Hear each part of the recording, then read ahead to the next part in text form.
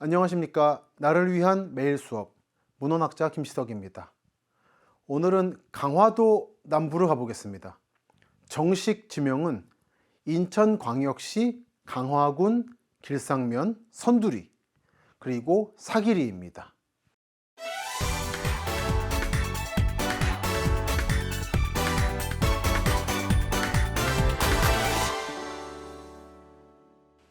오늘도 제가 위성사진 지도가 아니라 지형도를 가져왔습니다.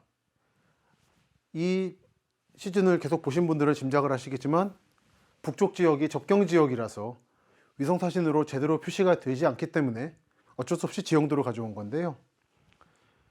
여러분들이 위성사진으로 보시게 되면 이렇게 절반 정도는 잘려서 이쪽은 표시가 잘 안 돼 있을 거고 남쪽은 일반적인 위성사진처럼 보일 겁니다. 대체로 DMZ랄까요? 접경지대가 강화도의 절반을 덮고 있다는 것을 아실 수 있는 거죠. 여러분께 이렇게 지형도로 보여드리면은 사실 장점도 있습니다.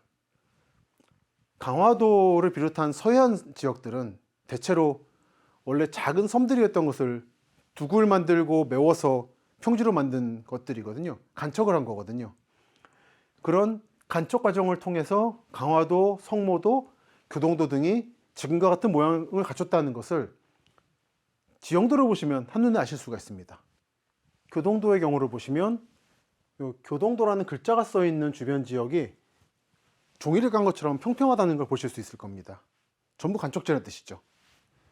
이 성모도도 해명산이라 되어 있는 부분은 우둘두둘한 게 산이고 민머리 해수욕장 부분과 상주산 부분은 우둘두둘한데 중간이 평평하죠. 다 간척한 거고 사실상 요 산들이라는 것들이 예전에 섬이었다는 겁니다. 강화도 경우는 더 심해서 고려시대부터 지금까지 1000년에 걸쳐 간척을 했죠. 그 과정에서 30개 정도, 30개 이상 되는 섬들을 묶어서 하나의 섬을 만들었다고 이야기되고 있습니다. 예를 들어 이 하전면 지역 전체 또는 이 송해면, 강이 흐르는 지역, 양도면의 왼쪽 지역도 그렇고요. 선수포구가 있는 오른쪽, 그리고 오늘의 주인공인 이 사기리 지역도 그렇습니다. 전부 간척지인 거죠. 그러니까 이런 지역들은 지금 가보면 평야인데 땅을 몇 미터 파고 들어가면 예전 뻘이거나 바다였을 때 흔적들이 나온다고 합니다. 뻘흙이 나오거나 포구, 항구였을 때 나무 토막들이 나온다고 해요. 그래서 오늘은 이렇게 수많은 간척지 중에서 특히 가장 남쪽에 있는 화도면 사기리 간척지에 가보도록 하겠습니다. 오늘 주목하는 이 화도면 사기리 일대는 한국의 어촌 문화를 이해하는 데 있어서 대단히 중요한 역할을 했습니다. 미국의 인류학자 중에 코넬리어스 오스굿이라는 분이 계셨습니다. 이분이 1947년에 이 사기리 그리고 선두리 지역으로 인류학적 조사를 나왔습니다. 이때 한국 남성, 청년 남성 두 사람과 함께 왔다고 합니다. 1947년이라고 하면 일본으로부터 해방된 지 2년 뒤, 그리고 6.25 전쟁을 통해서 한국이란 나라의 구조가 완전히 바뀌기 3년 전입니다. 그러니까 식민지 시기에는 한국의 도시 지역은 많이 바뀌었지만 농촌 지역은 크게 모습을 바꾸지 않았거든요. 그러니까 이 오수국과 한국인 청년 일행이 조사한 1947년에 선두리 사기리 풍경은 어쩌면 전근대, 고려시대, 조선시대, 어쩌면 그 이전까지 거슬러 갈 수 있는 한반도, 서부 서해안 지역의 풍경을 기록한 귀중한 자료가 될 수 있는 것이죠. 그 방금 말씀드린 오수굿의 통역자이자 안내자였던 두 명의 한국인 청년도 6.25 전쟁 이후에 사라졌다고 합니다. 이 오수굿이 조사했던 지역을 한국 국립민속박물관이 다시 조사하면서 그 두 청년의 행방을 추적했는데 찾을 수 없었다고 합니다. 이 오수굿은 선두리를 비롯해서 한국의 여러 지역을 조사한 뒤에 미국으로 돌아가서 책을 썼습니다. 그리고 그 팀이 당시 수집한 유물 342건은 미국의 예일대학교 피바디 자연사박물관에 현재도 소장되어 있습니다. 현재 오수굿 박사가 조사한 자료는 일부 출판되어 있고 일부는 그의 사후 몇 년 뒤에 공개하라는 유언에 의해서 일부 비공개라고 듣고 있습니다. 그 비공개된 자료들이 향후 공개가 되면은 이 강화도를 비롯한 한국의 서해안 어촌 지역의 문화를 조금 더 자세히 알 수 있지 않을까 기대를 하고 있습니다. 그러면 오늘의 주인공인 지역을 좀 더 자세히 살펴보겠습니다. 지도를 보시면 이제 여러분도 아시겠죠? 이 지역들이 이렇게 바다였던 것을 메웠구나 라는 거 아실 수 있을 겁니다. 이 가운데 제가 주소로 표시해 놓은 지역의 남쪽 지역은 오수구시 조사 시설까지는 바다였습니다. 그 후에 메웠죠. 방금 말씀드린 선두리 사기리의 지금은 농토가 된 지역이 예전에 바다였다는 것은 1910년대에 조선 총독부가 작성한 이 지도를 보면 명확히 드러납니다. 보시면 선두리 사기리 지역은 이렇게 바다인 상태고 중간에 뻘이 차 있죠. 그리고 이 당시에 1910년대에 이미 그 북쪽 지역은 상당히 간척이 끝났음을 알 수가 있습니다. 그러니까 지난 몇백 년에 걸쳐서 천천히 간척의 범위를 넓혀온 거죠.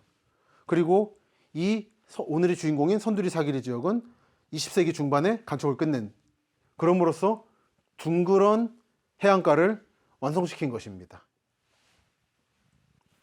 지금 보시는 사진은 선두리 사기리 지역의 바다를 농토로 바꾸는 과정에서 기능을 한 제방에 물을 빼는 시설입니다.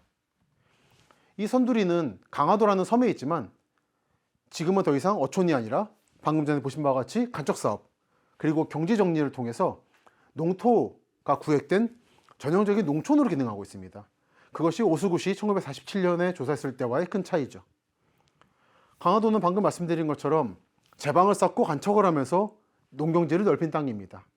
선두리란 이름도 선두포구, 배선자에다가 머리두, 뱃머리란 뜻입니다. 그것처럼 전형적인 항구였던 거죠.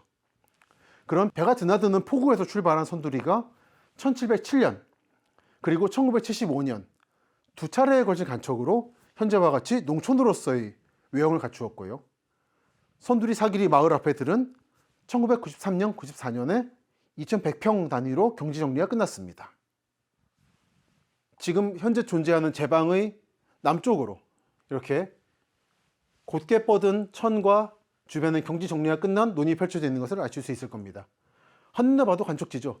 저 멀리 보이는 산들은 사실상 예전엔 섬들이었던 거죠. 그리고 그 제방에서 남쪽을 바라보면 이런 풍경이 펼쳐집니다.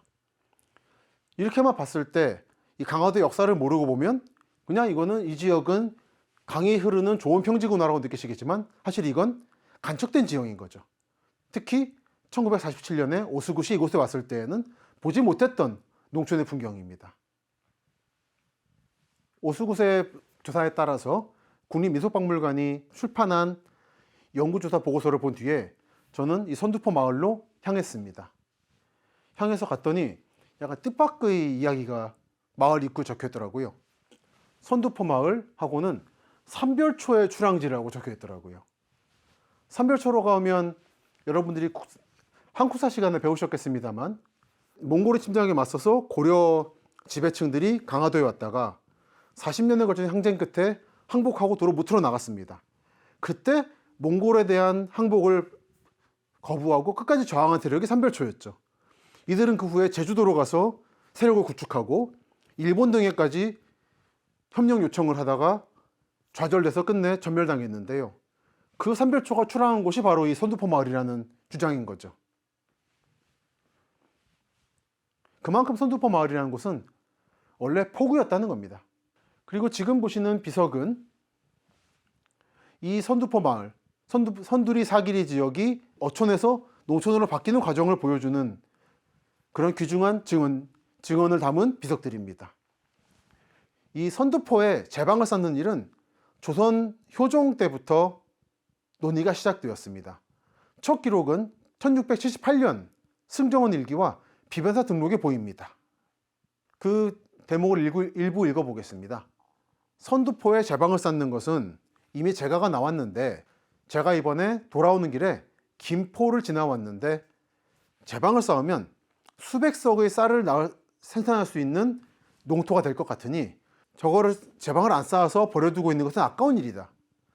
농업중시 국가에서는 조금이라도 간척해서 쌀을 생산할 수 있는 땅이 개펄인 채로 버려져 있는 것은 아깝다고 보는 거죠.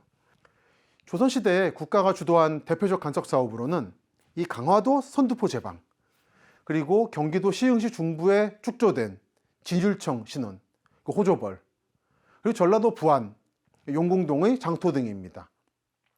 그 중에 이 선두포 제방은 1706년 가을에 공사를 시작해서 이듬해 1707년 봄에 공사를 완공했습니다. 그 과정을 기록한 비석이 여기에 있는 선두포 축원 심할비라는 비석입니다. 왕에게 올린 보고서를 기록한 내용입니다. 이 비석의 내용에 따르면 선두포 뚜거의 길이는 약 476m, 제방을 쌓아서 얻은 땅은 1000섬, 평수로는 300만 평이다라고 했습니다. 그리고 전체 11만 명의 인원이 동원됐다고 하네요. 그 가운데 이 비석에서 여러분들이 한 가지만 보시면 될 것 같은데요. 중간에 중수문, 중간수로문이라는 거죠.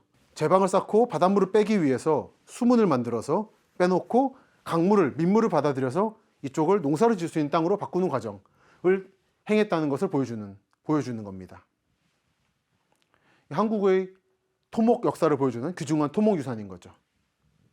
이제는 농촌이 되어버린 이 옛날 바닷가 마을들에는 제가 일일이 표시하지 않겠습니다만 수많은 펜션과 별장들이 지어지고 있습니다.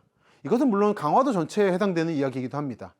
그 중에 제가 이 선두리 사기리 지역을 오늘 소개해드린 이유는 이 지역이 만들어지는 과정이 워낙 드라마틱하고 외국인과 한국인이 공동으로 반세기에 걸쳐서 추적을 했다라고 하는 역사적 중요성이 있고요.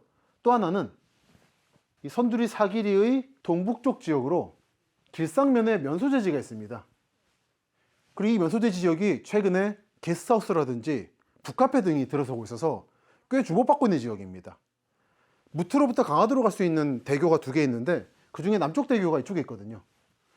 접근성이 편하다 보니까 이쪽이 떠오르는 새로운 핫플레이스가 되고 있다는 것을 최근에 답사하면서 확인했고, 그 배후에 있는 지역이 오늘 소개해드린 선두리 사기리다 보니까 아마 이쪽도 이미 눈 맑으신 분들은 눈독을 들이고 계신 것 같았습니다만, 오늘 이 방송을 보신 여러분들께서도 한번 드라이브차 놀러 나가셔서 내가 살만한 언덕배기의 땅이 어딨나 한번 보시는 것도 좋을 것 같습니다. 보시면서 내 눈앞에 펼쳐져 있는 드넓은 농토가 예전에 바다였구나, 상전 벽해구나 한번 감탄해 보시는 것도 좋을 것 같습니다. 그러면 오늘 강의는 여기서 마치겠습니다. 감사합니다.